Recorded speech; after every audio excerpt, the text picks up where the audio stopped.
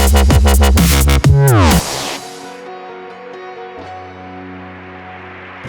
1960 presidential election was an epic battle between Richard Nixon, vice president under popular Republican President Dwight D. Eisenhower, and Massachusetts Senator John F. Kennedy. Richard Nixon was born in 1913.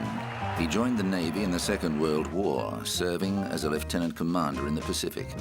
He represented California as a senator until the Eisenhower administration came to office, where he served 2 terms as vice president. 4 years younger, JFK was the second son of a wealthy Irish Catholic New England family. Also a Navy man, he saw active service during the war, receiving a Navy and Marine Corps Medal for heroism. Shortly after his marriage to socialite Jacqueline Bouvier, a back injury led him to write his Pulitzer Prize-winning Profiles in Courage while he was convalescing. Kennedy's platform included talk of a new frontier, keeping America at the forefront of technological change and leading the world in space exploration. Aware of concerns about his Roman Catholic faith, Kennedy emphasized his support for the secular state and said he did not agree with government funding for parochial schools. He promised to bring fresh vision and leadership to the White House, and his youthful appearance played well to some audiences. But Nixon also used it against him. The Republican candidate attacked Kennedy on foreign policy and military matters, arguing his age and inexperience made him a dangerous choice for a time of world upheaval.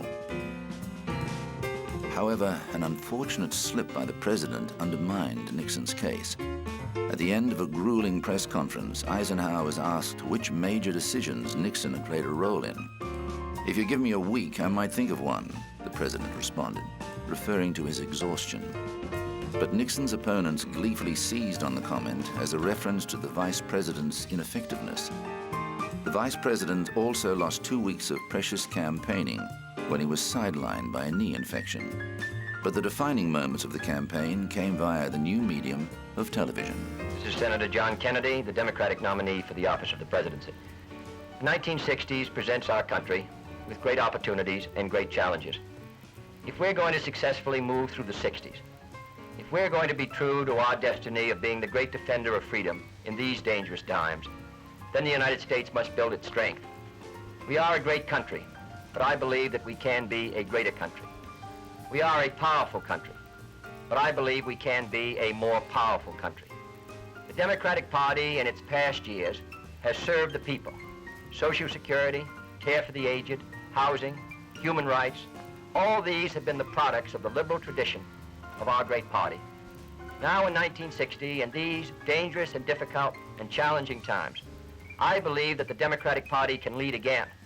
I believe we can get this country moving again. I ask your support in this election on November 8th. What is the most important issue confronting the American people in this election campaign? There's no question about the answer that I have found in traveling all over this nation.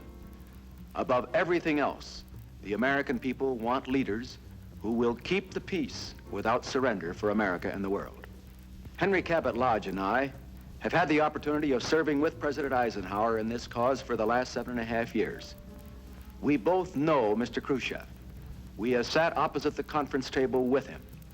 We know what peace demands. We will keep America the strongest nation in the world, and we will couple that strength with firm diplomacy. No apologies, no regrets. Always willing to negotiate for peace, but never conceding anything without getting a concession in return. Americans warmed to the youthful confidence of John F. Kennedy, and he became the youngest ever elected president in 1961, the height of the Cold War, a time of world turmoil.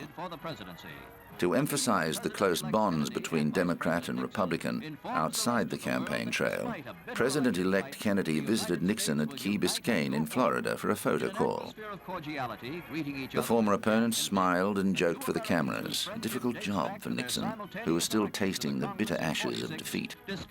His presidential aspirations were put on hold for another 8 years, until he successfully defeated Democratic nominee Hubert Humphrey in the race for the White House in 1968.